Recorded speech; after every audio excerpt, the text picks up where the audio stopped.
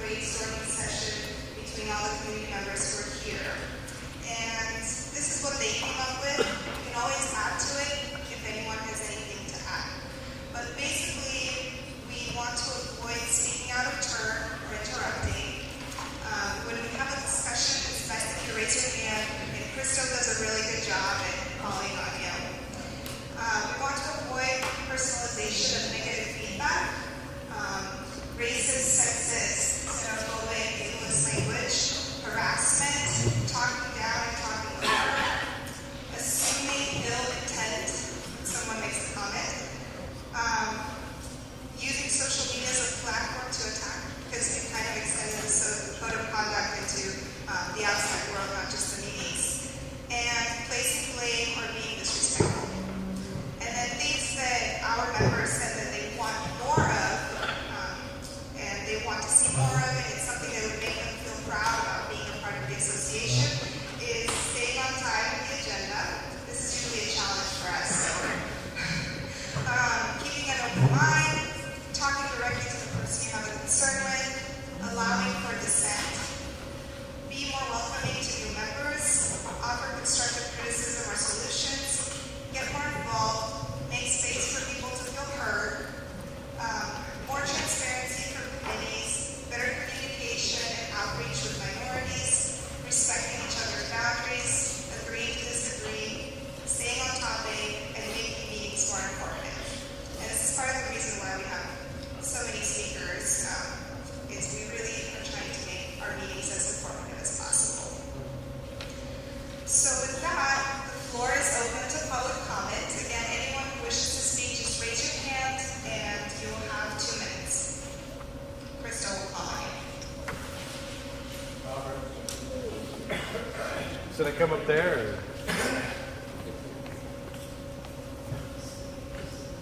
NETS, Neighborhood Emergency Teams, it's a program similar to FEMA's Citizen Emergency Response, Emergency Teams Search. Sorry for the acronym. We now have a team in Lentz. The training is 4 Sundays, I believe is what they do on Saturday, Sundays. If you're interested, lentznet@gmail or ask about it. We meet the 4th Sunday. One of our goals is to let you guys know about us, recruit more people to join us, and to effectively be ready if there's some crazy disaster, what have you. It's a city program. It's super fun. You get to be running around with firefighters and stuff. It's pretty neat. Thank you, Robert. And I forgot to mention, if you just walked in and you'd like to get food, please go ahead and grab some. Laura is doing an awesome job serving everyone.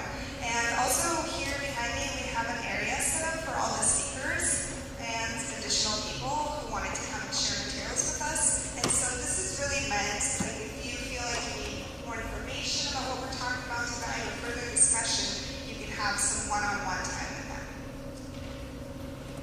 Okay.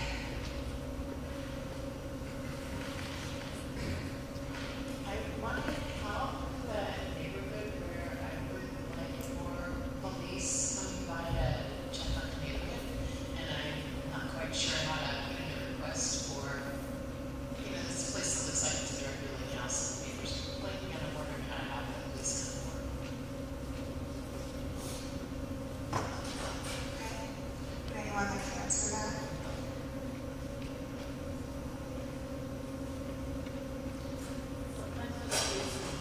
Oh, okay, yeah. Sometimes the police comes and gives a report, but they're not here tonight. I usually recommend calling the city, county, and referral line. I don't know their name off the top of my head, but they're a good resource and they can connect you to the right people. It's actually had inputs to give out that had a bunch of emergency response numbers on it. It's for like the neighborhood specifically and stuff. Maybe you could give her one of those sheets. We still have some of those around.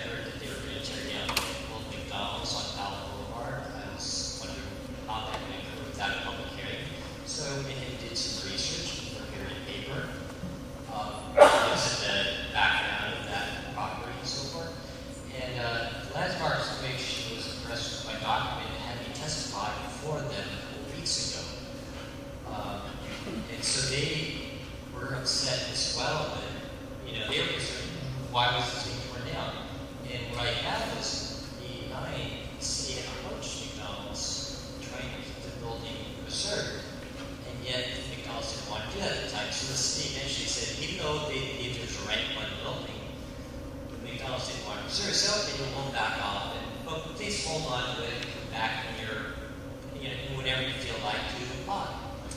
And so, Landmarks Commission went ahead and wrote a letter and submitted it to the property owners of McDonald's, basically saying pretty much what I concluded, that they should have conserved the building.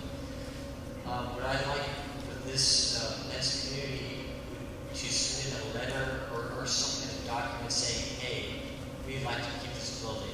They are taking it apart right now, but if it's something submitted tomorrow, at least, there was somebody, kind of slipping forward saying, hey, this is important too. So if you'd like to talk to me about it later or have any more questions, please come by.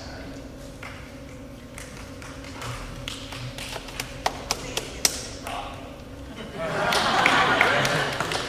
Tell us about everything that you brought with you tonight.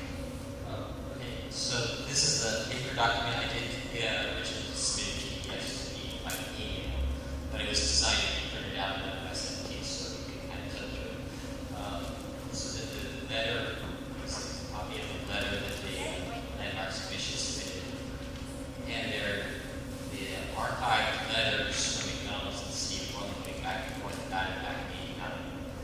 And then the models of the property put together. I actually stopped by regional headquarters for McDonald's like a week and a half ago and spoke to the person in charge of construction for the region and talked to him a bunch about the whole thing. He was wondering why I hadn't stepped forward sooner because they applied to hear it happen earlier. And I told him, well, it's not like I look at properties to see what's going on there until it goes public, shows up in the news. Then only do I know that they're actually doing something. So that's why this big effort to try to save it. And so I think it'd be helpful if the neighborhood association has said, hey, this is something valuable, we'd like to hold on to it. Please, back off. Because it's still there. They are trying to take it apart, but it is still there. So. I just have a question. So, are you asking that the neighborhood association maybe write a letter of support to preserve this historical landmark? Is that? Yes, pretty much so. Because if they don't hear from people, then they're going to say nobody cares. And so that's why I went ahead and put something together to show, hey, obviously it cares. Landmark Commission agreed they care. So I think council, I speak to council as well. They're waiting to hear what goes forth. So the more people who contact McDonald's, the more likely they'll want to back off. Including the property owner. Because the property owner, I'm sure, wants to get in the neighborhood and everything. And if people like this building, like the ground, then they'll consider it. And I did come up with one of the main arguments McDonald's is making is they have to build on the Tower Boulevard, so they can consider that the old building. I went ahead and I did lay out a new building next to the old building. There's plenty of room to do both. So that's my argument they can make. Question. You want, you would like the LNA of the association to write a letter of support as well as individuals, correct? Or that the board, whoever wants to go ahead and do it, sure. I think that's, again, it's a time-sensitive thing, so within the next day or so, but it's still there. So, any other? So it's one of the old school models with the arches on it? Yes, so my research found that the oldest one is in downtown California. I think it's 84 or something. Then the second oldest one is the one here in Portland that's still fairly intact. The rest of them either torn down or modified so much they took them to donut shops or what have you. And this is the oldest one under the Ray Kroc Chicago-based McDonald's. Okay. If you move down, you kind of have some idea what The movie's amazing. Yeah. So yeah, I told McDonald's, and I was like, this is your oldest one you have. And so the property owner didn't realize that. I mean, he's used to me. That's why I did the research. Wow. So yeah, so then there's one in San Jose, which is from '64, which is 2 years newer. That is still there, operating. They built new building behind it with a driveway and a seating site. So there's an example of them doing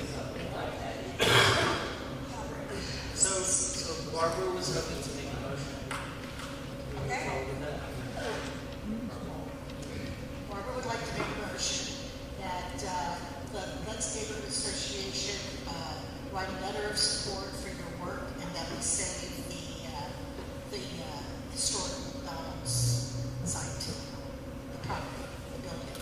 Thank you. I second.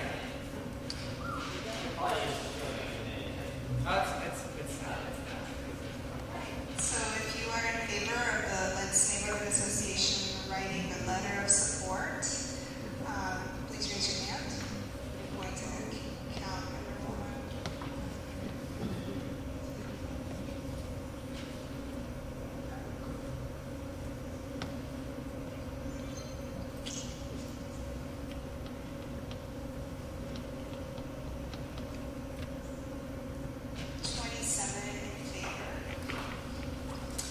Anyone opposed? Please raise your hand.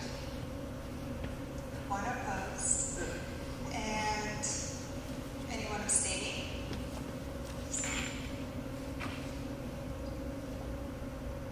Six abstaining.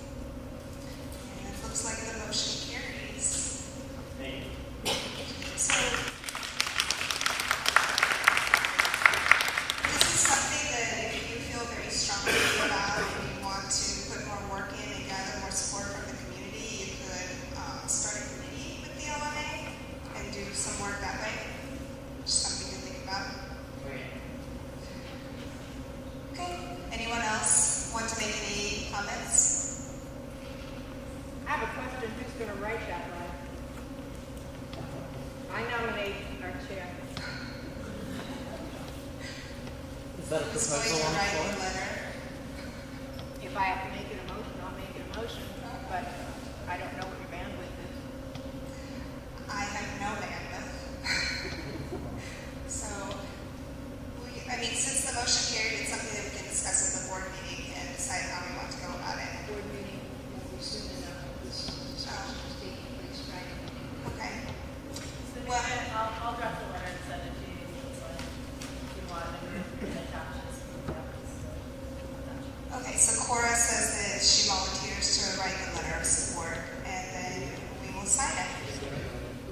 Thank you. Anyone else want to speak?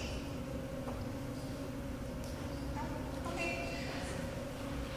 So if you've had a chance to look at the agenda, I'm going to move that we approve this agenda unless anyone wants to make any changes. Is anyone opposed to this agenda? Okay. So we will move on to the speakers. The first speaker is David Potter with the Red Cross, and they are here to talk about an event they have coming up where they're going to be installing 500 smoke alarms for free in Lens on May 12th.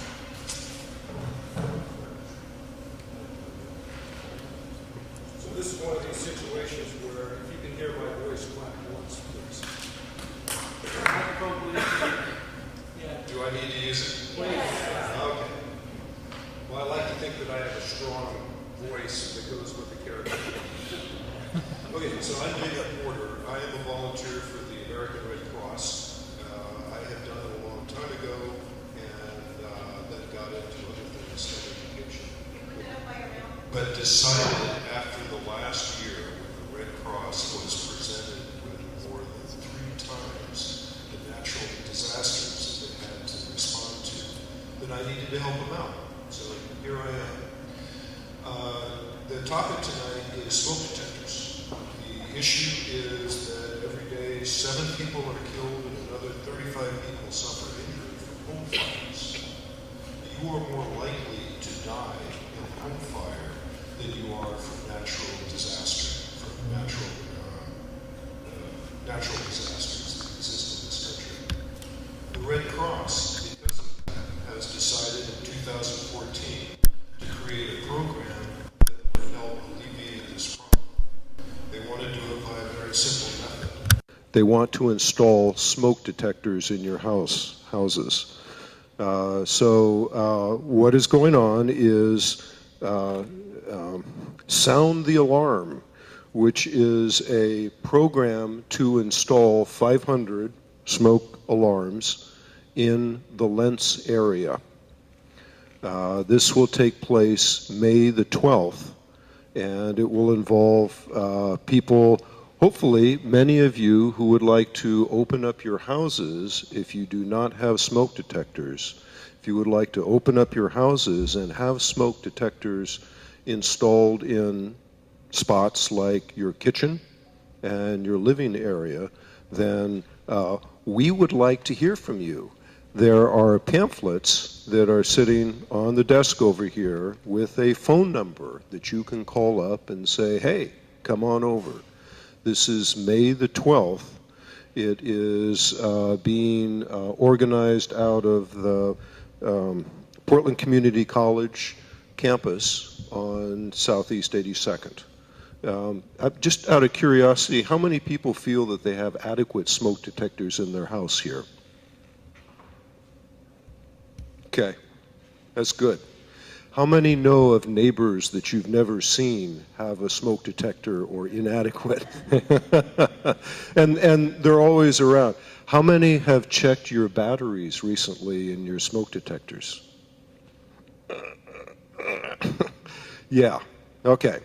So this would be an opportunity for you to upgrade and to have a little bit better smoke detection in your house. How many minutes do you have? Can anybody tell me how many minutes you have before, on the average, you need to get out of your house when a fire starts? Just raise your fingers.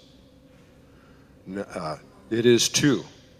I saw 3, I saw 4, but it is 2 because our houses are filled with things that when they catch on fire, they smoke quick. Nylon, vinyl, stuff like that. And that's why it is so important to have a smoke detector.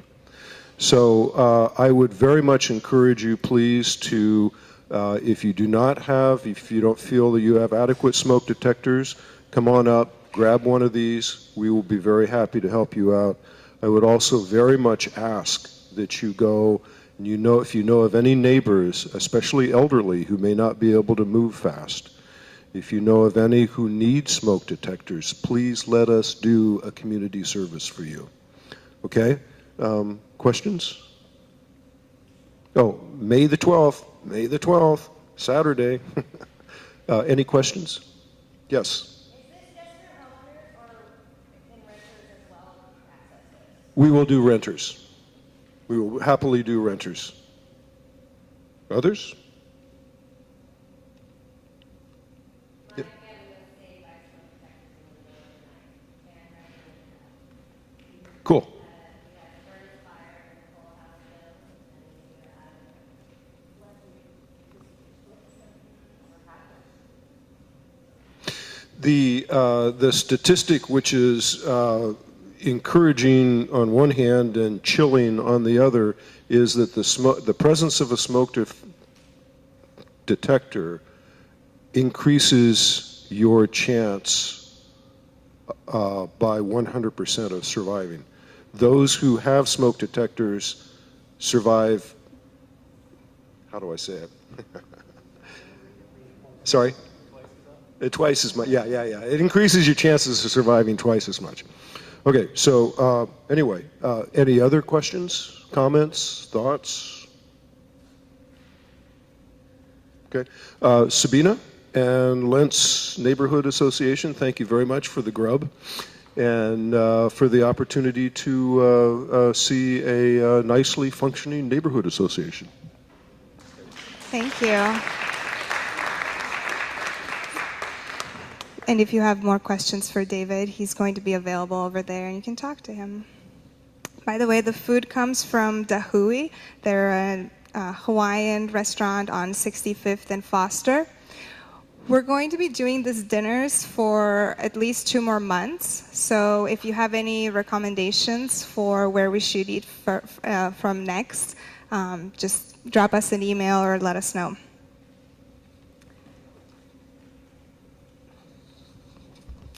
Next, we're going to go to Brandy Tuck, who's here from the Portland Homeless Family Solutions.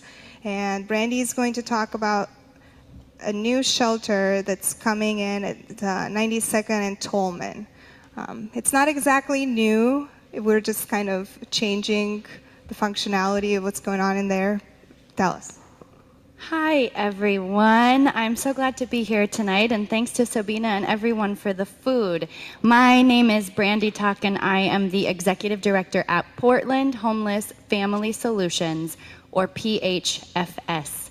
Our mission is to empower homeless families with children to get back into housing and stay there. We were founded in 1994 when we opened the Goose Hollow Family Shelter, where 8 homeless families with children sleep every night of the year. Over the years, we have expanded into being a robust and well-respected social service agency. Today, we operate 4 programs. Our Housing First program helps families move quickly from homelessness back into housing. We provide rent and deposit assistance and long-term case management to families. Our Homeless Prevention program helps families with 72-hour eviction notices prevent homelessness in the first place. We have 3 shelter programs that provide families experiencing homelessness a safe space to sleep every night of the year. We currently have 105 moms, dads, and kids who stay in our Goose Hollow Family Shelter and our Family Winter Shelter. They are both night shelters only, where families come at 6 in the evening and they leave at 7:30 the following morning. During the day, families come over to our day shelter at 13 Salmon. And finally, we also teach life skills classes to help families learn the skills and tools they need to be able to get and keep housing. And so I am here with you tonight because we are considering buying the building that's for sale on Southeast 92nd and Tolman. Historically, this building was a Russian church, but for the last 10 years has been run as an inpatient addiction treatment program for homeless men, and it's been owned by a national nonprofit called Teen Challenge International. They are selling this building because it has become too large and expensive for them to operate. So they're going to sell the building and use the profits to buy 2 smaller buildings where they can have a men's program and a women's program. None of the people who are currently living in that facility will be displaced by our or any other purchase. We first learned about this building in December 2017, and we put an offer in, which was accepted.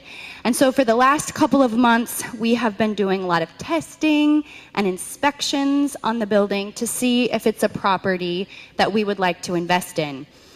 As the results of all of those tests are coming in, it's looking like the property's in really good condition. And so there's a little bit of asbestos management and some soil contamination work that needs to be cleaned up, and that work will occur in April. And if all goes well, we may be able to close on the building as early as May and take ownership. And so that's why I am here. Before we purchased this building, we wanted to make sure to come before all of you to share our ideas, answer questions, and get feedback. I recognize that you all have had a challenging experience with the Joint Office on Homeless Services coming here when they decided to buy the old cash and carry building on 61st and Foster and create a shelter out of it. And I totally validate your experience and understand why you would be frustrated by that process. And I want to make it clear to you that we value you all as partners, as hopeful future neighbors, and we want to do things differently so that we can have a true partnership and a good relationship. And so I want to share a little bit about our vision for this property, and then of course have time for questions. So this property purchase would allow us to basically double or quadruple the number of families with children that we can serve at any given time. So the programs in the new building would include a 24-hour shelter program for 26 families with children. That's about 100 moms, dads, and kids who are experiencing homelessness. We'd be able to expand our homeless prevention and rapid rehousing programs to families in the community, especially the Lentz community, who struggle to afford the high cost of rent. We would teach life skills classes in the building that would be open to the community, including rent well tenant education and the incredible years parenting classes. We envision community movie nights where families in our programs and from the neighborhood around can gather to watch movies and share a meal, play with each other's kids, and develop relationships. And finally, in this sale, we would acquire 8 units of 2-bedroom apartments that would be transitional housing at first, and then we would make it into permanently affordable housing where people would pay 30% of their income to live there. And our goal would be in a few years, after we bought the property and kind of settled in, that we would build an additional 40 units of housing on the back parking lot. We are really interested in this property for a few reasons. First, it's closer to where the families that we work with actually live. Our programs are all downtown right now, and many of the families that we work with have never even been downtown. So by moving to Lents, we get a lot closer to their families' schools, their jobs, their communities, and it cuts down on the amount of time that families have to travel back and forth on TriMet to get their kids to school. Second, the building is already set up for a homeless services program. We would not have to do any construction or modifications to the building, except we would add 4 shower stalls and paint. And third and finally, we want this property because the families that we served in shelter would each have their own private rooms that they could access 24 hours. They wouldn't be living in cots or mats on the floor. Each family would have 4 walls and a door that they could close. We believe that we are the right group to purchase this property because we have a track record of success. We have 10 years of data to show that the work that we do works, that our approach works. Over 90% of the families in our programs keep their housing long term. Our staff and board have built a sophisticated infrastructure that is allowing us to sustainably grow and expand. We don't run things on a shoestring budget. We invest in our families, in our staff, in our facilities so that we can build dignity and promote autonomy in our spaces. And finally, our staff are experts in the field. We are all rigorously trained in strengths-based, family-centered programs that have been proven to work. And many of us have been there, about 85% of us have been there for more than 5 years. And so I know that there will be concerns that you have right away about us coming into the neighborhood, and I want to address a few of them right up front. So we currently run these 3 shelters for families downtown. And each time that we have gone and opened a new shelter, the neighborhood has been worried about an increase in trash, the presence of drug use and needles, and about people loitering around while they wait for services. And so we take every neighborhood's concerns very seriously, and we have become skilled at addressing the issues so they don't become problems. One thing that helps is that we're working with families with children. These aren't single men who have been homeless for 15 or 20 years. These are kids and their parents who are experiencing homelessness and need a place to stay. The shelter will be 24 hours, so families won't have to line up in order to get in or wait for us to open. We perform background checks on all the families, staff, and volunteers that come into our shelter programs. We ensure a drug-free shelter environment so families who are struggling with addiction can go through recovery in a supportive home environment. Our staff walk around the building every hour so that they are making sure there's no trash and that there's not anything bad going on the property or causing trouble in the neighborhood. And so we would want to make sure that we have ongoing feedback and communication with you all so that we can continually improve our programming for the neighborhood and address any problems or concerns that you all have. So with that, I will close by saying that we are so excited for this opportunity, not only to buy this incredible property that would be a tremendous home for our programs, but also because we want to be in a neighborhood that cares about its residents. And so that's why we're here. So with that, I'll open it up for questions, reactions, or thoughts. So we have five minutes for Q&A, and if you just get my attention, then I will bring the microphone to you so everyone can hear your question. My question is, because in Lents we actually do have Lents residents that are homeless families now. Are you going to make it a priority to help our families first? So we are part of the homeless family system of care for Multnomah County, and there are some ways of entry into the programs. And so we can't do that for all of our programs, but for the ones that we have control over, that we control the entry, 100% yes. We would love to prioritize this neighborhood, and we would love to be able to work with you all to help continue to improve and design our programs so that we're offering what this community needs and wants, and that we're being responsive to the community members who live here. Your back lot, you were saying you potentially building more units do you have any statistics on property values when these things, as a homeowner, I'll be honest with you, my concerns are there, for resale values and everything else, especially if you're going to be expanding and making it even larger. Most of us didn't even know this was going on, and I have reservations because I've seen the family and shelter out there at the old woodshed. I've been in that, and it's one of the most disgusting things I've ever seen. And I'm hoping that your program is a lot better than that. But I'm also concerned about my property values. And do you have any statistics on what this does to the neighborhoods and the values? Yeah, so I'll address the two questions there. One of them, do I know what happens with property values? I'm not sure that they would change too much because the use and the purpose of the land and the building isn't changing.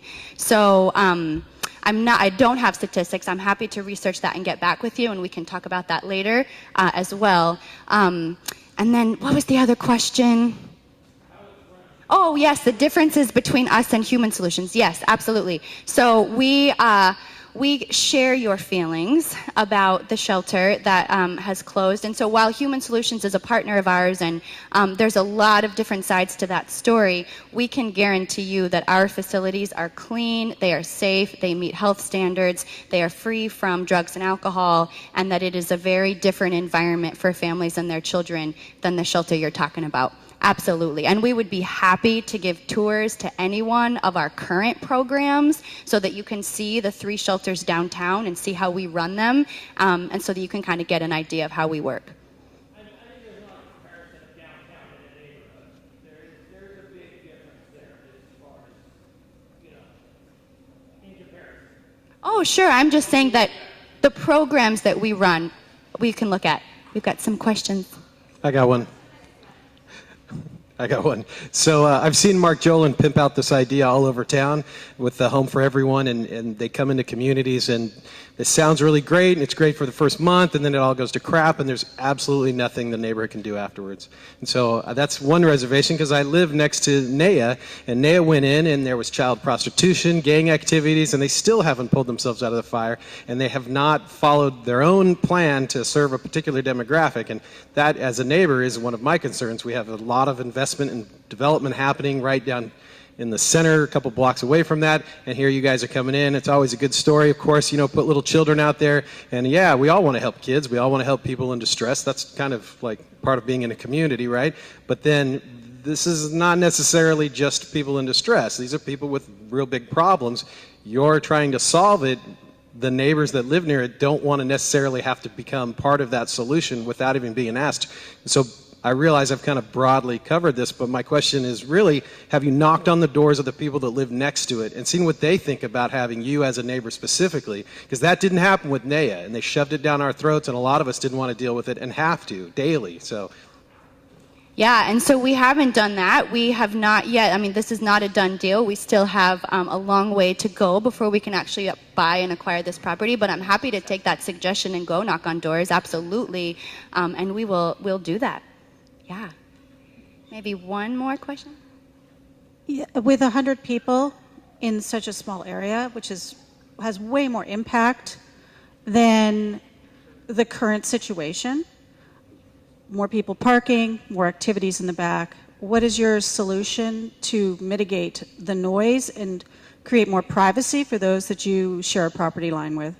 Sure, yeah. So they have about 65 people living there right now. So they have quite a few men, homeless men. And so we would increase... No, they don't. So when we toured it, they shared us the 65 men that they work with. So that was what we were told and what we have been.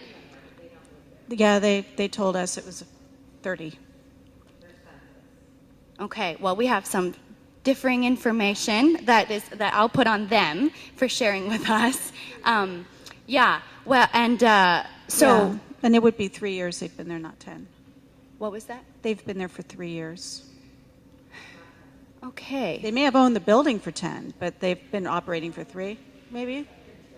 Oh, the church had it for, yeah. Yeah. But to mitigate the noise? To mitigate the noise. Privacy? Yeah, so I mean, each of the families will have their own private room that they'll be sleeping in. So every family will have a room that's theirs. In terms of noise and mitigation, we are happy to chat with you about what you'd like to see in that, and if you have suggestions, because we're happy to do things like that to be able to mitigate noise, and to. Sure, and there's a big gate around the parking lot right now, and the property is fenced, and we're happy to have that conversation and think about improvements together. Yeah. I'm going to leave it up to Sylvia. Okay. When you said over 90% of your families retain housing long-term, how do you define long-term? Yeah, so for at least a year or more, but we have 94% of our families are in housing indefinitely. So we work with them for many, many, many years, and continue to provide support for as long as they want or need it. Thank you, Brandy. Thank you all.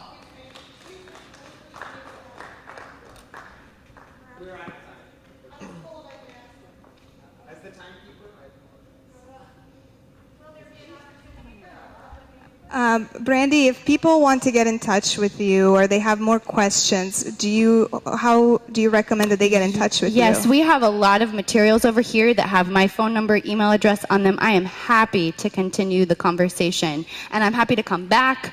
Even at next month meeting, we still won't own the property, so there will be lots more time for us to be able to continue this conversation. Thank you.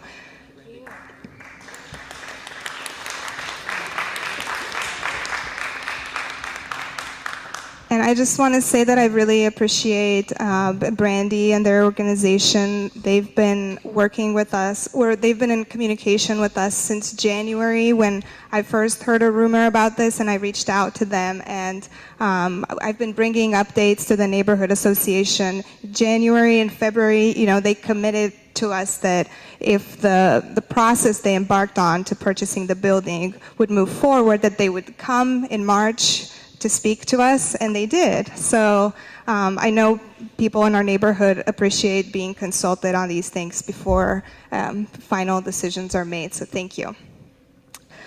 Next, we're going to go to Joel from the Oregon Beverage and Recycling Cooperative. Joel is going to talk about new changes to the bottle redemption program and locations. Thank you. You're going to hear some similar comments from me. We're bringing a new location to this neighborhood that will likely raise some similar concerns. So thanks for having me, and thanks for your time tonight. I'm going to spend a few minutes. I'm going to walk through just a little bit of recent history with the bottle redemption program. Some people refer to it as Oregon's bottle bill, or the bottle redemption, bottle deposit and redemption system. But I'll walk through a little bit of history of that. And then I'll talk a little bit about the site that we're planning to open on 82nd and Holgate, and then have some time for questions. So first, some quick history. I imagine that most people in this room would be familiar with the bottle deposit and redemption system. If you're not, if you go to the grocery store, starting January 1st of 2018, any carbonated beverage or single serving beverage, pretty much between 4 ounces and 1.5 liters, you're going to pay a dime deposit on, plastic, aluminum, or glass. You can return that and you can get your whole value of your deposit back. Oregon history, 1971, first bottle bill in the nation. But the history of the bottle bill is a little bit complicated in that when the original nickel deposit in 1971, if it had stayed on pace with inflation, would be nearly 30 cents today. So as the value of the nickel declined over time, and as more and more recycling, curbside recycling programs were created, especially in urban areas, the rate of bottle redemptions started to decline. Written into the bottle bill, the state bottle bill, was a trigger where if bottle redemption rates fell under 60% for a couple years in a row, that triggered an increase in the rate. So that happened. So bottle redemption rates fell for a while, under 60%, a couple years in a row. The Oregon State Legislature said that triggers this increase to a dime, and that worked. At OBRC, we refer to this as 5-cent world and 10-cent world, and we're now in 10-cent world. The great thing about 10-cent world is it's working. Bottle redemption rates are up. We were at 80% last year, and that's a great thing for a lot of reasons, which I won't get into a lot of details on. But as a lot of people also know, the bottle collection has become somewhat of a cottage industry, and it's become a source of employment. That was not the original sort of purpose for the bottle bill, and what we're trying to do at OBRC now is to introduce a program called Bottle Drop and Bottle Drop Redemption Centers, which will sort of re-engage the general public in the bottle redemption system and all the great values that it brings. One quick thing that we do, for example, is that every container that comes back to us, every deposit container, that 80% of them that get sold and come back to us get recycled right here in the United States. So we're not involved in what's happening in sort of global recycling markets right now, if you're hearing any news about that. So anyways, bottle drop redemption centers are a way that we are building around the state. There's 23 of them now. We expect to have 40 of them in the next 5 years or so, to create clean, fast, easy ways to redeem bottles and cans, to make it simple for people to use this system again and to re-engage them. We are planning to open a location at 82nd and Holgate. We know that these locations come with some local concerns. They bring can collectors and people who make a living off of that, and that brings concerns to neighborhoods. We do have experience dealing with these concerns. We've opened a few of these in other urban locations. We have security, we can have lighting. So I'm here to talk a little bit about about one program that we think can help neighborhoods, and then listen to your concerns.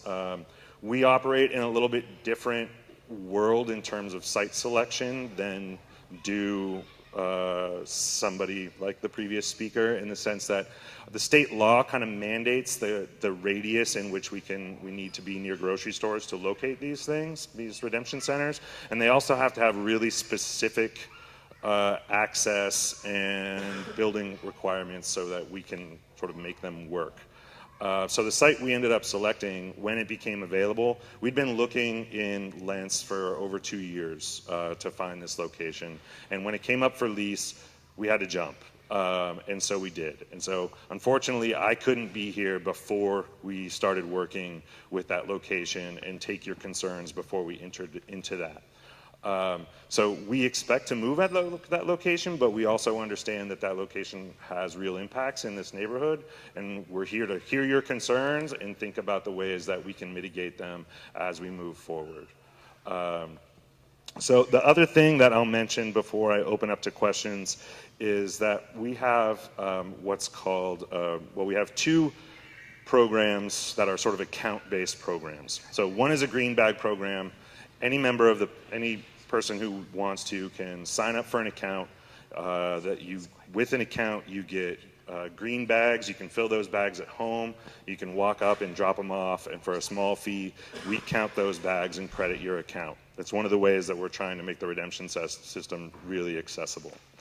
The other program is very similar, except the bags are blue, and they are affiliated with nonprofits. So a nonprofit can sign up, get those blue bags, hand those blue bags out to their supporters. Supporters fill the bag, drop them off, and the value of that bag of redeemable containers goes to nonprofits. Similarly, if you have that green bag program, you can go online, you can get an app on your phone or go online and manage your account and donate that value. And we're working really hard to create partnerships with the kinds of nonprofits that can help fill in the housing and poverty crisis that's happening in Portland. So that as we recycle more containers through this system, we're not leaving the people who rely on it for a source of income without any services. In fact, we're trying to sort of capture the value of this program in a way that can provide some benefit. So with that, I'll mention similarly, like we've heard some concerns, lighting, fencing, security, noise, those kinds of concerns. We have located, as I mentioned, 23 of these, and we have some good strategies. But what we want to make sure we know is what the concerns of the neighborhood are, so we can find the best way to sort of mitigate those issues as we move forward. And with that, I'll open it up to questions. So, right here and then in the back. How's it going? You said you have 23 locations already, is it? Correct. Can you give me an example of one of those locations that have failed the neighbors around it? In security, regarding security? Not really. Okay. So we have, to be perfectly honest, we have neighbors that have had complaints. We have high volume. We also have in every neighborhood many people who are really happy to have us. In terms of a failure, no, we haven't had like to close a location or had, you know, I think. Yes. Yeah. Yeah. So it's an iterative thing. Complaints come in and you address them, and the neighbors are happy afterwards? Many neighbors. So I got twins that are almost 15. I took them to the bottle return at Freddy's. It was disgusting. I would never let them go back to that place because it's kind of like the home of a lot of folks living on the street. Not bad people, but just, you know, the standards of adults that are, you know, in different stages of crisis that are using bottle return to get money. It's a little different standard than what I want my kids around, right? It's nothing against them as people. So what's going to be different about your place? Am I going to be able to have my kids bring a bag of bottles in there? Or is it going to be the same thing where I'm like, no way we're ever going to let you go there because it's just too disgusting? People bring kids to our locations all the time. There are some of those people there, but because this is what we do, this is our business model, we mop. There's somebody basically mopping all the time, wiping down the machines all the time. There's paid staff on site to clean the place all the time.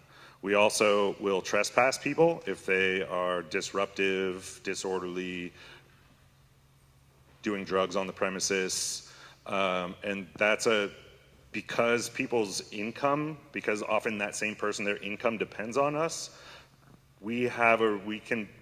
They listen to us in a way that they don't necessarily listen to Freddy's, where they could just go down the street. No smoking in the bottle drop. Yeah. What are the nature of the complaints that you have? The majority of the complaints that you said at your other locations. I would say the majority of the complaint is vagrancy. Is people wandering the neighborhood looking for containers. So, and here's our response to that. And this is something that we're working on with neighborhood organizations, and we really want to try. And we have neighborhood organizations that have reached out to us to try this, which is and this is exactly, there's a downward spiral here and a potential upward spiral, which is as people disengage with the nickel and put their stuff out on the street, that created sort of an opportunity for this economy to grow. And while we want to engage neighborhoods and people to redeem their own containers and disrupt that cycle, but that's where we also recognize that, right? So one way that we talk about this is most everybody in Portland probably has somebody who collects cans that they recognize in their street, and they recognize that person is not a threat.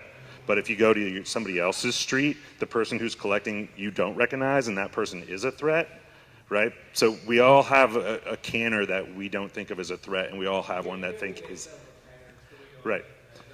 So I've got a... Let me just finish that thought for a sec.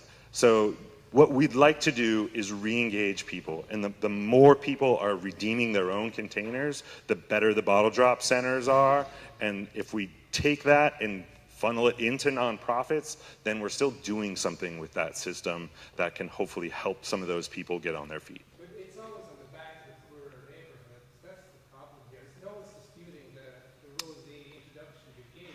It's great, but it always seems to fall in the poor neighborhoods. So we have a state mandate to make this system accessible to everyone. So we have locations in the Pearl. It's called a Bottle Drop Express, so it's not the full thing that we're putting out here, but it definitely has the same kinds of issues, and it has a very high level of traffic. And I think similar to sort of a previous presentation in that we want to be accessible to the people who use the system the most. So there's a real challenge there, and I understand your concern. Yep. So we've got a stack of 6 people, but we're out of time. So I have to honor David as the timekeeper. No blame, but... So I will just say Joel, one do you more have thing, similar to the previous speaker. This is going to go on for a little while, right? We're not opening next week. I'm here to open communication. I have business cards. We want to collect the concerns right now so that we can do the best job we can of addressing them as we move forward. So I'll leave cards here when I leave tonight, and you can contact me or contact Sabina. She has my contact information. Thank you. Thank you.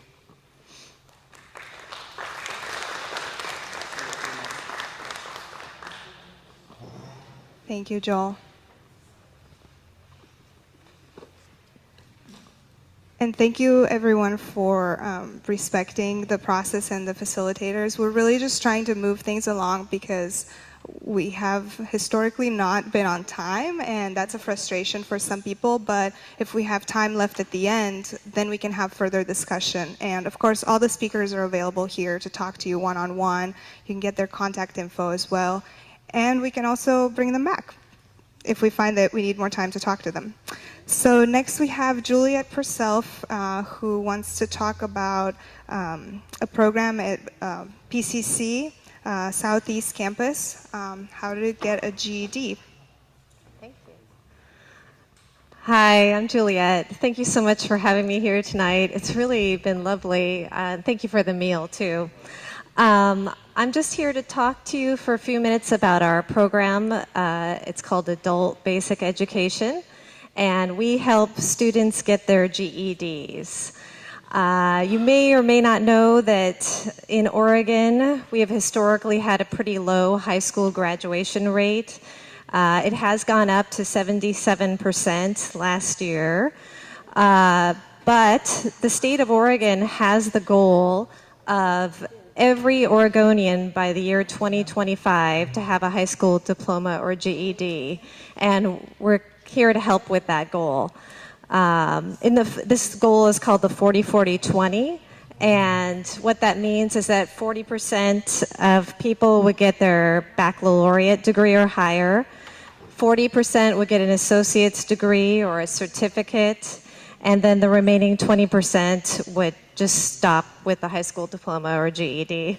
But that is 100%. So I have a statistic that by 2018, 63% of all U.S. jobs will require education beyond high school. So it's part of our goal. It helps students to feel more confident, build self-esteem. A lot of my students talk about how people said they thought they could never do it, and just builds into their life and helps improve it. It also can lead to higher earnings and a lower rate of unemployment.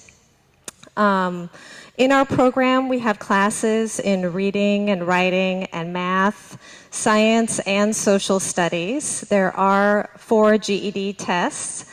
And the testing actually takes place at Cascade or in the community at Southeast Works. There's a couple different places.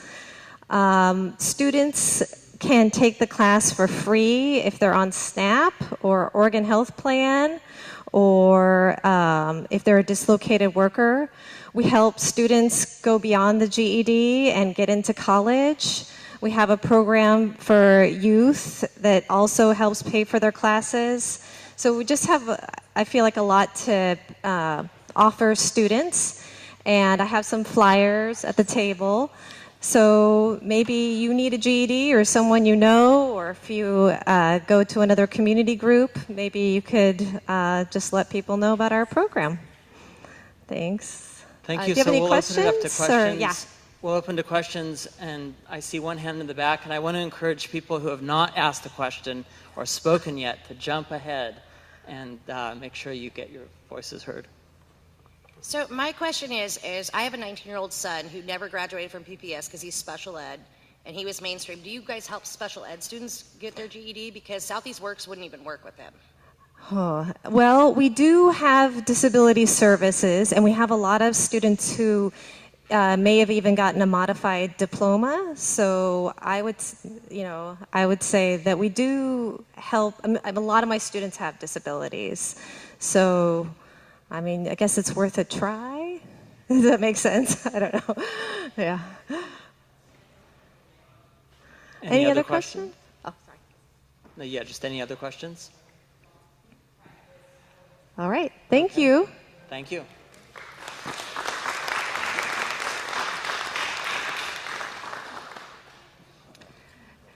How's everyone doing? If you are still hungry, I think there's plenty of food. Laura, how are we doing on food? So much food. You should grab some more food. We still have about an hour left of this meeting. Eat some cake. So we're a little early on time, and I actually made a mistake with one of the speakers who is here, and I forgot to add them to the agenda. And so because we have just a few extra minutes, I'm going to let Catherine, who is here to speak. I think this will be really interesting to a lot of people about a cleanup program called Paint the Town Green, which is a partnership between Kink and Metro and the City of Portland and Solve. And they've already gathered support from Brentwood Darlington and Foster Powell. So she's here tonight to tell us about the program and to see if the Lents Neighborhood Association is interested in partnering up. Thank you, Sabina, very much. I really appreciate being here tonight. Can you hear me? Sounds weird to me, huh? Okay, I'm Kathy with Kink, and we're partnering with Metro, as Sabina mentioned. But we are working with the City of Portland Graffiti Abatement Department and also Solve in terms of recruitment efforts. And we've chosen Saturday, June 16th as the cleanup day. And we actually have gotten the neighborhoods that have already joined in are Hawthorne, Division Clinton, Richmond area. And then I've talked to Lentz. Of course, I'm here tonight with Lentz. But the Brentwood, Darlington, and Foster Powell, they know what we're doing, and they're very anxious to know if Lentz wants to be involved. Because what we'd like to do is have all three of you be involved in this cleanup. It's very important to have clean neighborhoods. It promotes safe living, good community environment, and we're really excited to work with the Lentz neighborhood. Last year we participated in the Lentz Street Fair, and Lentz is so awesome of a neighborhood because you guys are so committed to living green and being a really good community. So we hope that we can partner with you. And again, it's June 16th, Saturday. We'd love to have you along with Brentwood, Darlington, Lentz, Powell, and of course, Foster Powell and Lentz. And we hope to collect, drive recruitment through Solve. And what would happen is on the day of the event on Saturday, June 16th, we would have volunteers come out. We would tell you where the streets are for cleanup, both graffiti and litter pickup. And then we're going to have refreshments and coffee and donuts in the morning and lunch afterwards. And Kink is behind it and promoting it on our air and with our on-air talent. We have green team leader who's going to be there, Peggy LaPointe. So we're really excited. Do you have any questions for me tonight? Does this sound good? Would you guys really like to be on board with us on Saturday, June 16th? We would love to have Lance, so I hope we can maybe Yeah, figure so that out. I'm going to make a motion that the Lents Neighborhood Association joins forces with Foster Powell and Brentwood Darlington for this cleanup, and that we participate in it with you guys. Thank you so much, Sabine. I really appreciate it. Okay, David seconds it. If you're in favor, please raise your hand. Okay, and keep it up so that we can count. Christo's counting.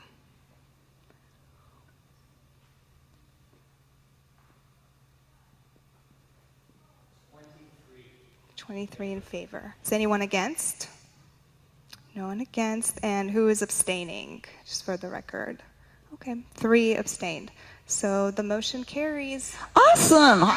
Thank you, guys. Awesome. Thank you. We love it. We'll be in touch with you. Thank you. Thank you. Thank you. Here's your microphone. Okay, so the next item on the agenda is about our timekeeper.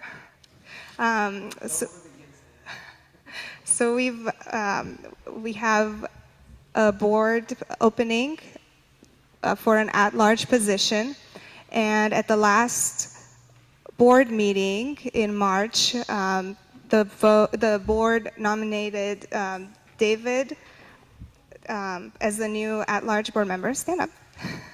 David's been coming to our meetings since the beginning of the year, and he's actually been very involved and helped a lot tonight too. He's designed the signs, and he always comes out early and helps me set up and stays and helped me take down too. He has a lot of experience that he would like to offer to the board. Would you like to say a couple words? Yeah, so I'm David. I work at Willamette University. I don't go to Salem every day. I'm based here in Portland.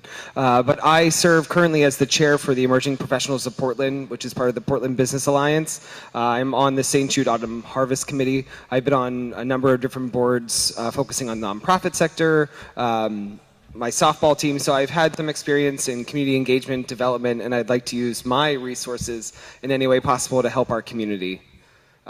And I'm a doer, so I could also write that letter too.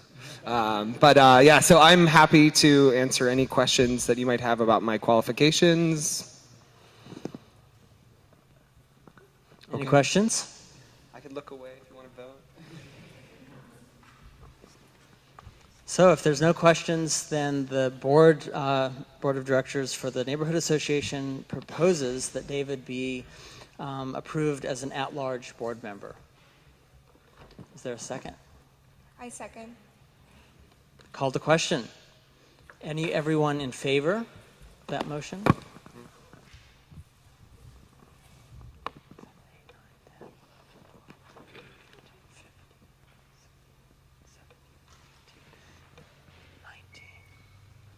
$19 in favor. Anyone abstaining? No one abstaining. Anyone opposed? No one opposed. The motion carries. Welcome, David. Thank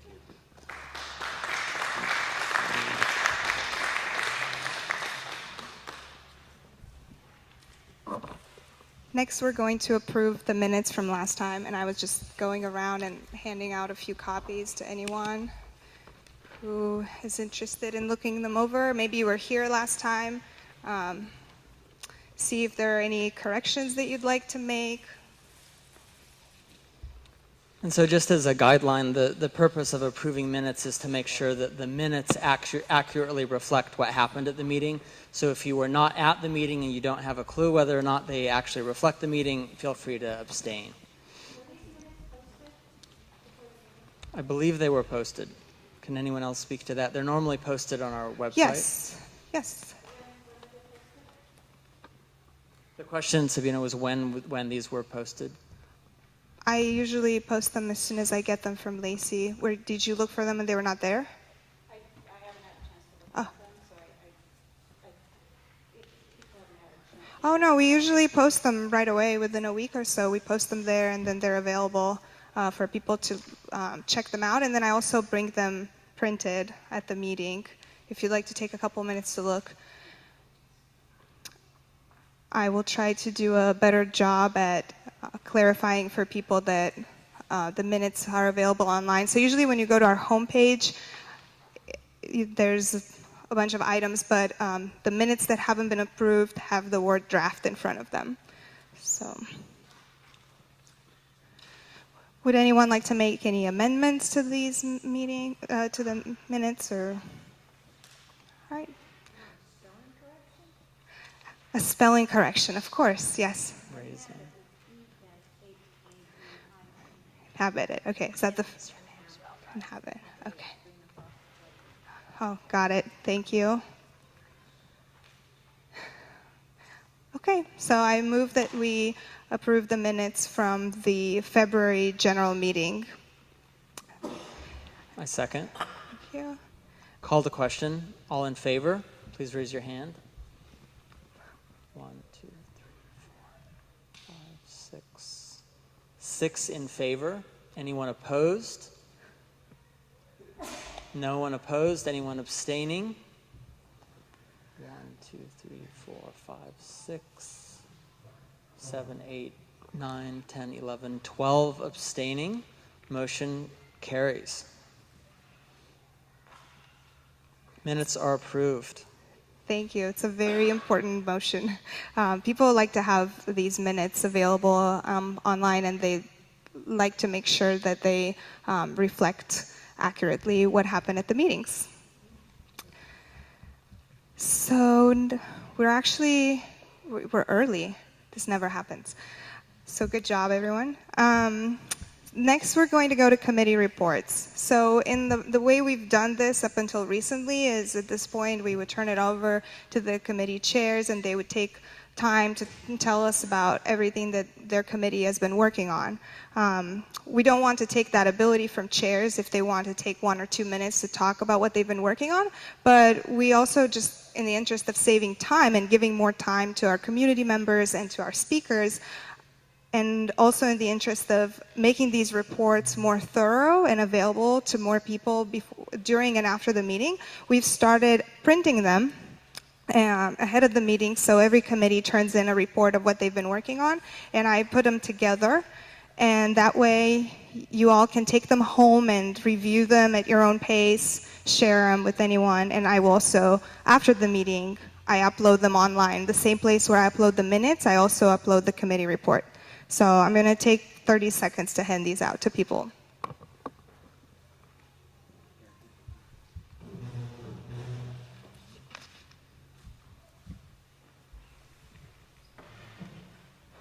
While those are getting handed out, I just want to, as the transportation chair, want to urge people to come to next month's general membership meeting, which we will have a representative from ODOT, from PBOT, who is the project manager for the Foster Street Skate Project.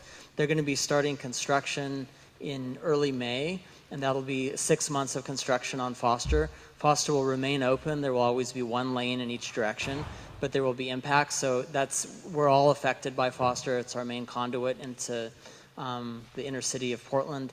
So that'll be a really wonderful, it'll be really beneficial for everyone to hear those updates and to stay apprised of the changes happening to Foster. Thank you, Christo. Would any other committee chairs like to speak? Just want to put out there, we have one open land use case in the neighborhood right now. It's for a lot located with the address of, I won't say located at, with the address of 9236 Southeast Holgate Boulevard. It's a flag lot that is behind the house that you see on Holgate, that's next to the AMPM there. So just to the east side of the AMPM, and they have one big house that's back there, and they want to build a second house behind that house. So there'll be 2 houses behind the house that's on Holgate. So if anybody wants to comment on that, they're asking for some adjustments, basically to the width of the driveway and some other landscape adjustments because of the way they're trying to squeeze the house in on the parcel back there. It is a big lot in the back, but they're they're trying to squeeze another house onto it. So, and then secondly, we have two projects that are in what they call early assistance right now. So they haven't actually advanced to permitting or land use at this point, but we like to start talking to developers early on in the process so that we don't have to respond to land use cases. And they're both located over in the area north of Eastport Plaza. So anyone that lives between 82nd and 92nd north of Eastport Plaza, sort of on the north side of Marshall High School there, please get in touch with me if you have any interest in the projects. Both of them are for large-scale apartment complexes. One of them's a weird sort of duplex development. The other one's a bigger apartment on the big empty vacant lot that fronts on Powell. So there's some activity ramping up over there, and I think it would be good to just get some interested community members that are very local to that area together to talk over issues of development in that area overall. And then finally, I just got a demolition, literally 15 minutes ago, got a demolition notice for the house located at 6123 Southeast 92nd, excuse me, 91st, not 92nd, 91st, which is just a few blocks south of Woodstock on 91st. It's a little red house. I looked it up on Google Street View, so it'll be on the east side of the street.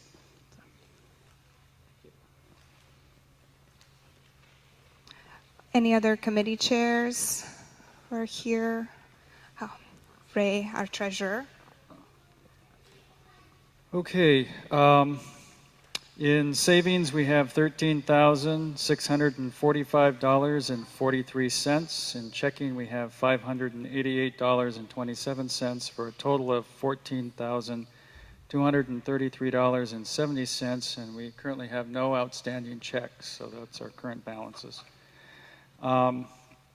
Transactions on our accounts, I moved $200 from savings into the checking account on March 7th. And we also, in savings, we had interest payments of 53 cents in February and 53 cents in January. So yeah, that's our revenue for the last couple months. Checking, of course, the $200 was transferred into checking.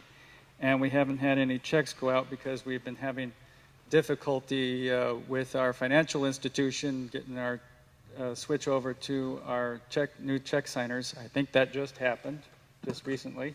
Yes. So I have been writing checks tonight, trying to pay our back bills. Currently we have account payables, Portland General Electric for the 91st and Foster Monument of $122.21. And also for the 97th and Foster monument of $98.68 for a total of $220.89 for the Lentz monuments, electricity for the lighting. We have an account payable for refreshments for a community event, the 0 Weeks film screening on that we had $33.93. And last month's general membership, we had childcare, and that's $75 for total accounts payable of $329.82. Can you report on how much money is in the summer that's funded EPA? Well, you'd have to go to EPN to get the information there. If you want me to, I can. I have asked for it in the past, and they may have emailed it to me. I don't know. When I last checked, soon after I asked for it, it hadn't come in, so I'd have to ask again. I frankly haven't been following that fund. That's usually project managers that follow that, and that's how, and we get the reports back from the project managers. Is there a current project manager for it? Or is that an EPN staff thing? Generally, in the past, it has been the chair of the association that follows that. I'm the person of contact for EPN, but I haven't, I don't think they've had any meetings since I've became the person of contact. We had a balance present last year. I haven't heard it reported since then, so I was just curious if there was any checking, because it's also money controlled by the LNA. Okay, I will look into it and find out for you. You're welcome. Anyone else from the committee chairs?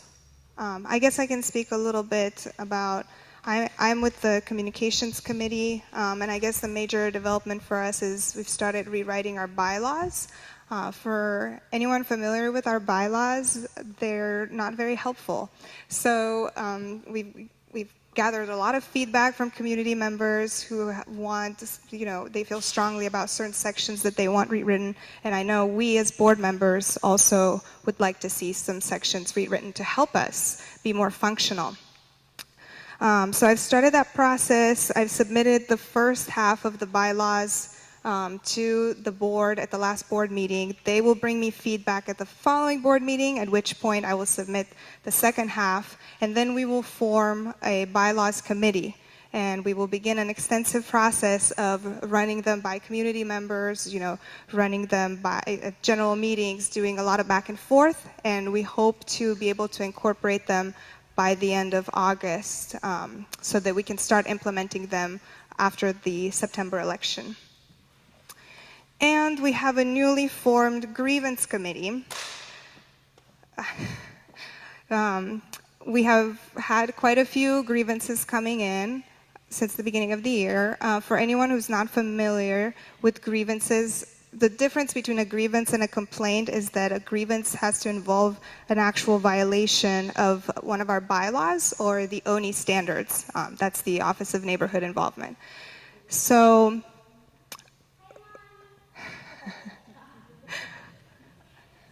hi. This is my daughter, Zia. They're doing such a good job listening. Yeah, so we formed a grievance committee so that we make sure that anyone who files a grievance with the neighborhood association feels heard and they have a chance to discuss with someone about their concerns. And then that committee will then come to the board and make a recommendation for how to proceed, whether there was an actual violation or not. So that's all I have. Anyone else? Okay.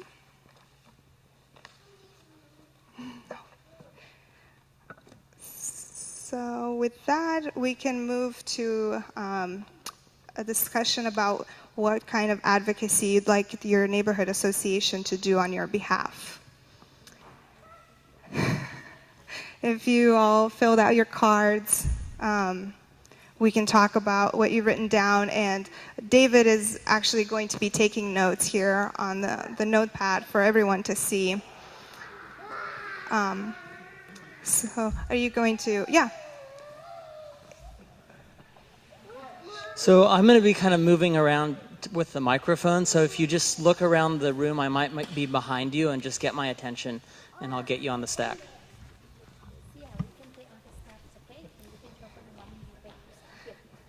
They escaped. Come on. It's like herding cats. They're so cute, though. If you for what I would expect, I mean, I know the neighborhood association is limited to so much power. I mean, the realistic part of it. But the thing I want to point out, and maybe we can see, is the information we've been presented to tonight. It's been kind of a let's ask for forgiveness and not permission. They're bringing in all these things to our neighborhoods without any of our input before the actions are already taken. We've already been disclosed that leases were signed on the Aaron's building for the bottle drop. I know what that attracts. I've seen the parking lots. I've been there. And I guess I'm just a little frustrated that it seems to be a ask for forgiveness, not permission in our neighborhood, and it's really going to affect all of us. So I would like to have, if it's possible, I know you're limited, just address that we'd like to have input before these big decisions that are based on our living ability before actions, it's written in concrete and contracts are signed. So engagement early in people's planning processes. Early engagement. As a community member, I would like to advocate for more inclusion when it comes to input for the neighborhood or from the neighborhood. I'm piggybacking off of what Eric says there, but as an example, tonight with 2 hot button topics, the community was provided 5 minutes of input for something that may greatly impact them, possibly for the rest of their lives, for as long as they live in their homes. And to provide people with 5 minutes when there's 30 minutes left that are basically going to be empty, it's driven people into the parking lot to have a secondary community meeting out there rather than participating in here because they need to feel heard. And you packed the agenda tonight. So I ask that rather than packing an agenda, provide more time for community input, and if the group votes for more, consider that. Absolutely. Yeah, it's a tricky balance to hit because this is the first time we've been early. So we usually run 30 minutes late, and that's also not respectful of a lot of people's time. So the goal was and still is to be able to have a discussion at the end. But I see what you're saying about maybe fewer speakers and spending more time with each one. Yeah.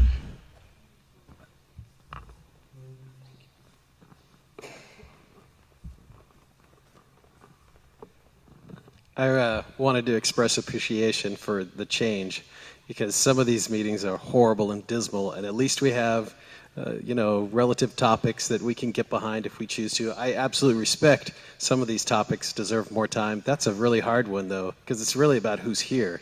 So if we have more robust meetings with more people here, then yeah, we need more time. But I, for one, am happy. Like the food thing was amazing. The fact that there's people here, even though we're hearing, like Eric notes, after the fact, which is very disappointing. I don't think that's a product of the LNA not doing its part. I think that's just that our community is kind of a dumping ground for a lot of programs, and this body is one of the kind of the focal point advocates for our community, and nobody's really been doing that for a while. So I appreciate that, these folks have been invited to come, and though it's a packed thing, I agree. At least we have them here, so I appreciate that. Thank you. Any other comments? The woman who is serving the food. I'm going to pause for her for filling the food. So one of the things I would like to see the LNA and Lents in general get more involved is our schools, and I know people want to argue this, but bottom line, Kelly and Lents are struggling. We have no high school here. We have no middle school in the boundary of actual Lent itself. I would love for us to get more people involved in helping the schools and just to make our schools better because they really need it.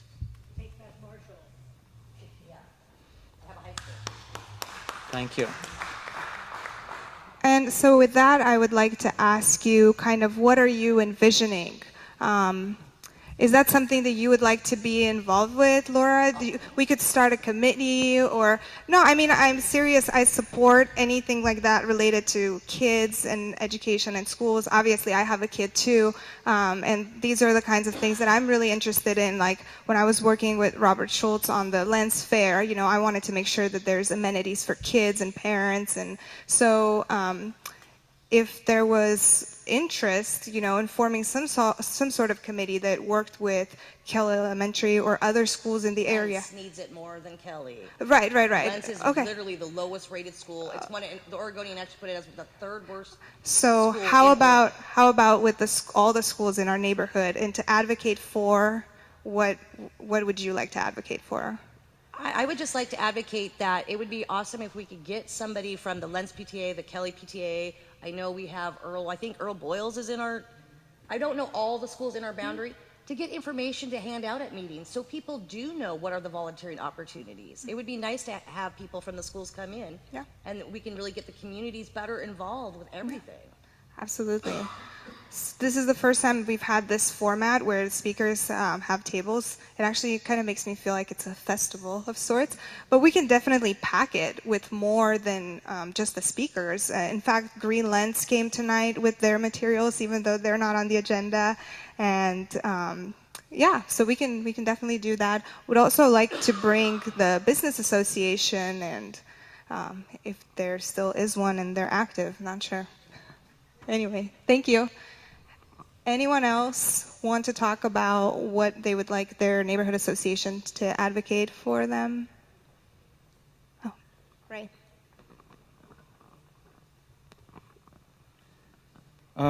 We are an advocacy organization. We're set up that way. It does get a little frustrating to me to have a lot of speakers, but not have then the discussion amongst us as to whether or not we're going to support or oppose what the speaker is proposing. In other words, way back in the dark ages when I was chair in the early 1990s, quite often we would have a speaker, we would ask that speaker to sit down, and then we would have our discussion among ourselves, and someone would propose a motion, we would discuss that, and we would pass it. And sometimes it was in opposition to what the speaker was saying. But the point is that we actually take positions on issues, not just have the opportunity for individual people to make individual comments. We're an association. We should be working as an association to have our position, not just individual positions. So I would encourage that we try and have that opportunity for us to have our discussion on the issues that are brought before us and actually take a vote. Thank you, Ray. That is why we're having this discussion now. I very much respect the perspective and the background that Ray brings in.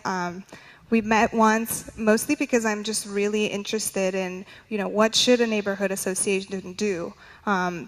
There's been a lot of contention since, the new board started, and it's been primarily focused on a lot of conflict, but we're trying to move away from that. And with that, we hope to be doing more advocacy, which is one thing that I've always heard Ray talk very passionately about.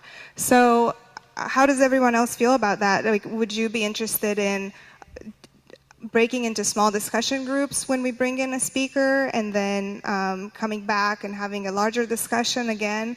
That sounds great to me. Again, these meetings are driven by you, being here and providing input and letting us know what you want. So I would be happy to try something like that next time. So have fewer speakers, allow more room for discussion, maybe break out into smaller discussion sessions, and then ultimately decide whether or not we as an association want to take a position on an issue. Does that, what Sabina said, is that resonating with people? Yeah. Awesome. Yes, Christo. I'd like to see the neighborhood association play advocate for what Green Lens is doing more specifically. Green Lens does a lot of wonderful things in our community, and they're an organization that's exclusively focused on Lens and improving our experience of living here, working here. And I'd like to see more advocacy for Green Lens from the neighborhood association.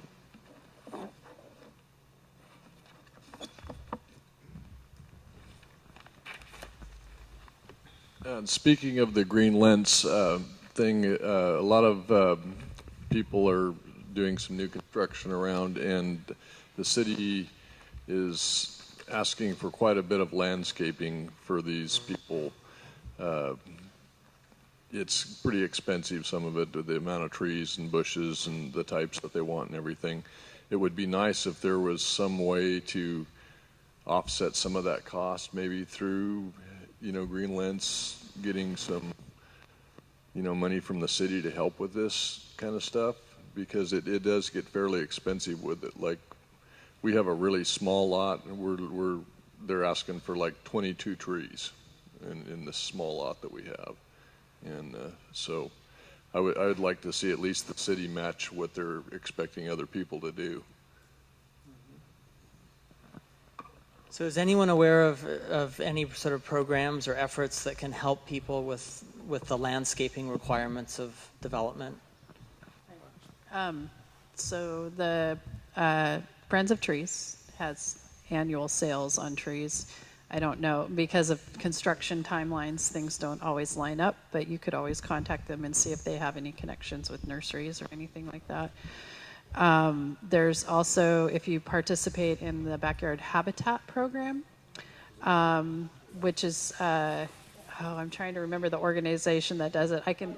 The Audubon does a backyard habitat certification program, and they actually have plant sales in the spring and fall, where you can get a pretty good significant discount on native plants that are good for backyard habitat programs. So there's ways of trying to, that you can go through the organizations that do that specific focus work to try and buy down the cost of, just buying directly from a nursery or things like that. As far as like programs though, that the city tends to work through those organizations too. So, and I think it would be project specific. So if you want to talk, we can talk about maybe some other resources that we could find that have to meet your specific, because 22 trees is a lot, so. Thank you. Thank you. We can go, we can actually bring the speakers back in if anybody else still wants to talk, but there's one other thing I was going to mention because it was related to what people were saying about Green Lens.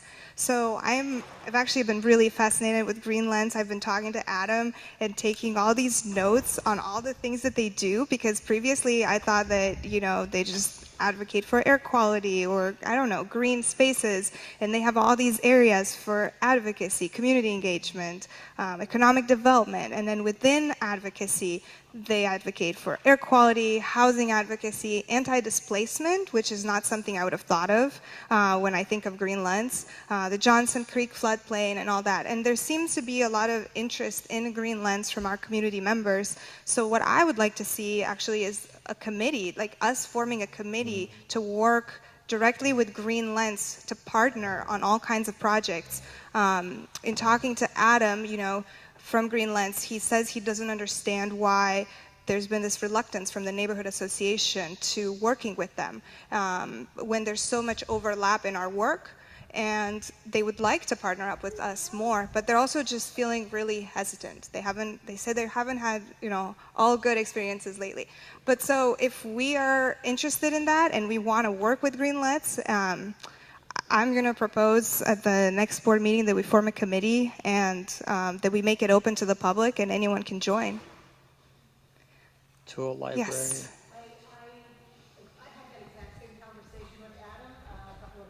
So I think that's excellent.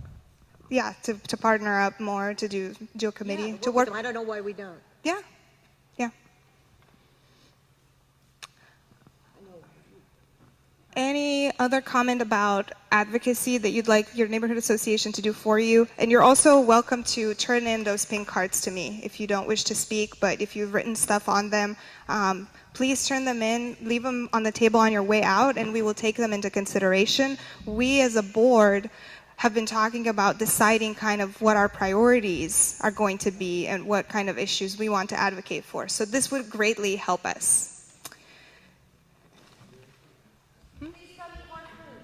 There's more. Yes.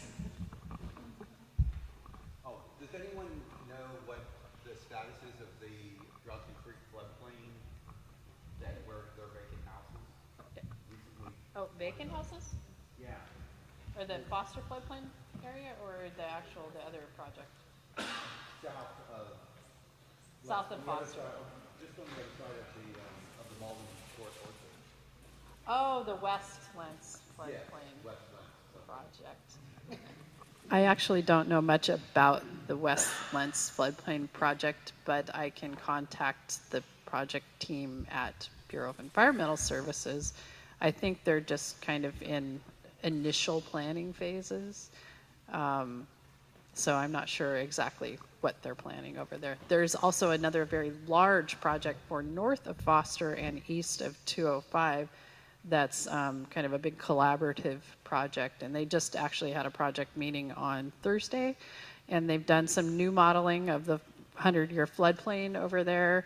The results are interesting, but they need to be put in context, so I will be putting out a report when they actually have the source documents available so that everybody can see them. They will probably be coming to us after their May meeting. They meet by every other month, to ask the neighborhood association to enter into a collaborative agreement, essentially just to do the same thing we've been doing all along, which is helping them get the word out about the project and the programs. They're doing that flood savings program to do the elevation studies of people's houses to help them bring down the cost of their insurance. So that's one of the things they've had really good success with. And they even had one of the main researchers that's at the Wharton School contacted them. She works with FEMA on a federal level, like doing research and policy analysis with them to study this elevation study cost savings program that they're working with. And they're going to do a huge study, longitudinal study around that and surveys and things like that, and hopefully take that model, and it might go nationwide as far as helping folks afford their flood insurance. Thank you. Okay. So we want to bring Joel back from OBRC, but first I'm just going to give 1 minute to Green Lens because they wanted to announce something that they're working on right now. Thank you, and I'm so excited to hear there's so much interest in Green Lens in our program, so I just wanted to take a moment and let you know some of the things we have coming up. My name's Nicole Leeper, and I'm on the board, and I have been for a little while, and Sabrina mentioned Adam, who's our executive director. So if you don't know about what we do, you might know about the Tool Library. That's one of our programs, and the Maldencourt Community Orchard is another Green Lens program. Those are the most visible things that we do. And if you're interested to find out more of the work we're doing and get more involved, you can visit our website, greenlens.org. And we have a sign-up sheet here, and we would love to have you added to our list to get our newsletters and stay in the loop. So what we have coming up on April 8th is a garden swap. And then some of you may remember the Lents garage sale from last summer. We're bringing that back. That'll be on July 7th. We're also initiating a softball tournament, which should be really fun. That'll happen in August. And then we're having a walk, run, roll-on the green ring in October. So definitely come up. I'll stick around after the meeting if you want to know more. And we've got lots of materials here if you're interested in one of those programs. Thank you. Thanks for having me back. Sorry if I missed conversation. I was outside talking to some of your neighbors about their comments and questions. One thing I'll say real quick, since you're going to give me a couple more minutes. This summer, we're introducing a refillable bottle program. So for the first time in many years in Oregon, you'll be able to buy a beverage, consume it, return it. Instead of crushing it and melting it down and recycling it, we'll wash it and sell it back to breweries, and they'll refill it. Every time it gets refilled, it cuts the carbon footprint of this bottle about in half. So it's a pretty cool program. Look for it first in the 500 milliliter bottles this summer. Just to talk about something cool for a second. If you have questions about 82nd and Holgate, I can address those as well. Yeah, question.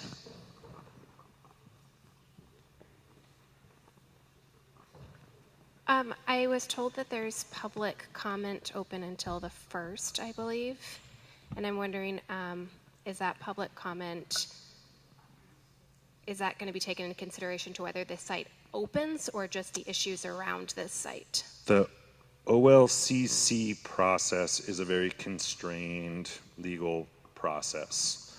So they take public comment, but the way that they evaluate that is constrained by their regulatory power. So many livability issues are not part of that review by OLCC.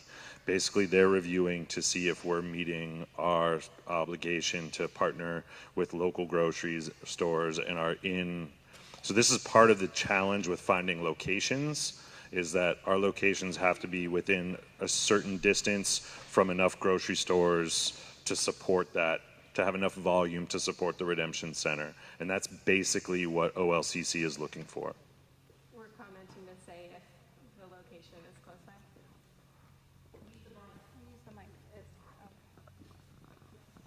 Anyone else? Any other questions?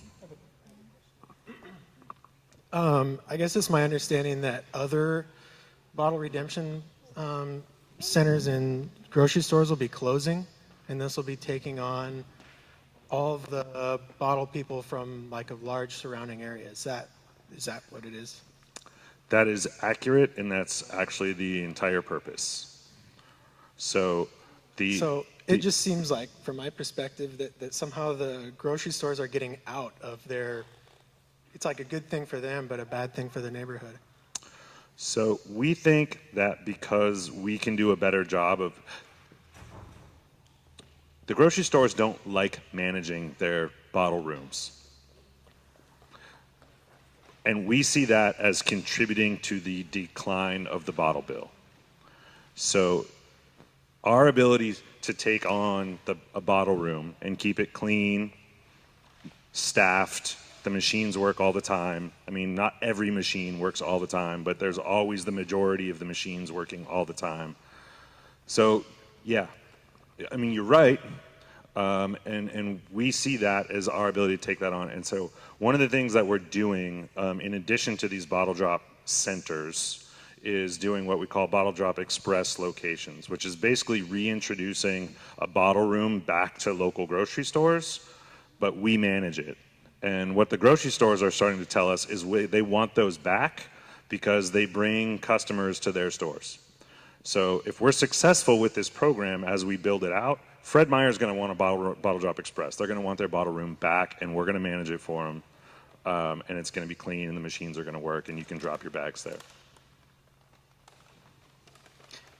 How do you publicize your center once it's open or before it opens so that the community understands the ideas that you've expressed about getting the community re-engaged? This is where that process begins. That's why we're here. So I would like to work with the neighborhood organization. I'd like to work with nonprofits out here. I think the more people that are using this system, the better. And so we have had radio ads in the past. We didn't have those in the budget this year, but we expect to next year. But really, I think the most powerful voice for us is our partnership with nonprofit organizations who can demonstrate the value of this system for us. And for neighbors.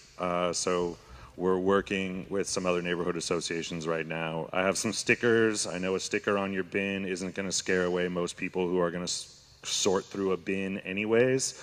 But theoretically, if there's no containers in a bin ever, because everybody in the neighborhood is recycling them, that's going to have an impact, I think. And that would be, I think, a great situation.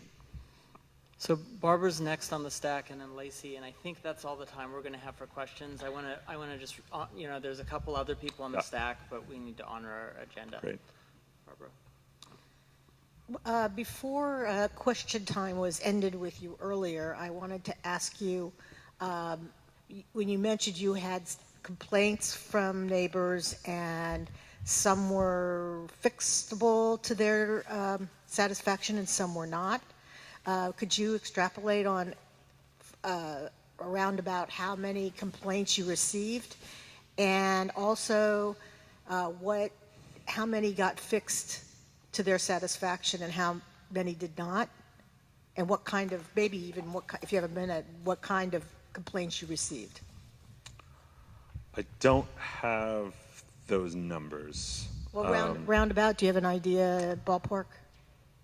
It's hard for me to venture a guess exactly. I can tell you some of the concerns we've heard and some of the actions we've taken. You can go to our Facebook feed. We get hundreds of comments all the time. A lot of those are rural, so they're very different. To be honest with you, it's sort of different scenario, but you can see the comments that are out there. In addition to that, when we've located, we've gotten concerns about noise and light and things like that, and we're pretty good at noise. So we actually have technicians that come out and take noise readings and we measure that, and we can manage that. Other things that we get complaints about, like vagrancy, are things that are part of what we view as a city that has a 10-cent redemption value and a housing crisis and an opioid crisis. So we operate in that world, and we can only control a narrow segment of it, and we work hard to do that.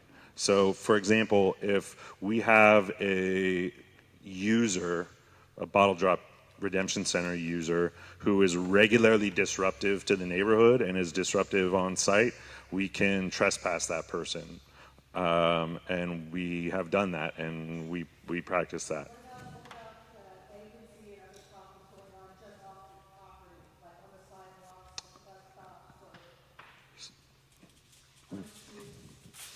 We don't have the power to control that.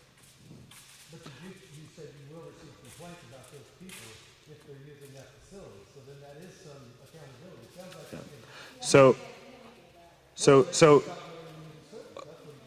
So what I'll tell you is the conversation I was having outside with some of your neighbors was about how we can set up some ways to have regular input for the community to feed us those complaints so we can attempt to address them. So that's something that I think is worth more conversation. I can't commit my organization to that because it's sort of too open right now, but I can be your advocate in trying to set up ways to hear those concerns and to think about ways that OBRC and Bottle Drop can address them. Thank you. So last question from Robert. Last question from Lacey, who's been waiting patiently on the stack. Well, sorry, it's just more of a statement because I started using the Green Bag program like 3 months ago, and I had never been to one before, so I just had no idea. So it might be helpful. I believe the closest one is 122nd and Gleason. Mm-hmm. So it just might be helpful to see what it is, go down there and see what it is, just so we all have more information when we speak with Joel next. Yeah, visit all the locations. Thank you, Joel. Thank you again for your Thank you so time. much for coming. And I think that's about all the time we have. Before my closing remarks, I wanted to ask David to read to us what notes he made about community advocacy. Yeah, absolutely. So what we heard tonight was input on kind of early engagement in any of our community developments, more time for community input during the meeting. That was kind of introduced twice with fewer speakers and more discussion. I think the format tonight was nice where we were able to bring back speakers to be sensitive of those so they're not just waiting around all night, but we can have less speakers. More input on kind of the hot topics. We know what's happening in our community. We want to find solutions and come together with the organization, so more time for that input. Also advocating. Where are we at? Sorry, my bad. Oh yeah, work as an association to discuss those topics and come up with a solution or a consensus on what we're going to recommend or how we're going to work with our partners. And then also working with improving schools in Lentz. And finally, it was working with Green Lentz, and I added in other nonprofits that are supporting our community and starting a committee to collaborate more with Green Lentz. Thank you, David. And I just want to recognize how much time and effort went into putting tonight together. It took a lot of time and a lot of planning. Thank you, Barbara, for picking up the food and picking up the PA. Thank you, Laura, for serving the food. Thank you, Norma, for watching our kids. Thank you to the people who are filming and making their videos available to the community afterwards. There was a lot of attention to detail that also went into tonight. David, Carol, and then also David Potts and Char Penny and Judy Lowe and Lacey, our secretary, and a few other people showed up really early at 5 and started setting up the tables, doing floral arrangements, and helping us set up for food. So if you enjoyed tonight and if you'd like to see more of this, it's not really sustainable for one or two people to put it together every time. So just reach out to us, and you can tell me, I have 10 minutes, I have 15 minutes that I want to put in to help you, and I will find something for you to do, and it will make our event and community that much stronger. So thank you so much for coming tonight and participating in the discussion and helping us learn how we can better serve you. Yes. Yeah, we do need help taking down. So if you'd like to stay and help, just come talk to me. And with that, our meeting is adjourned. Thank you, everyone.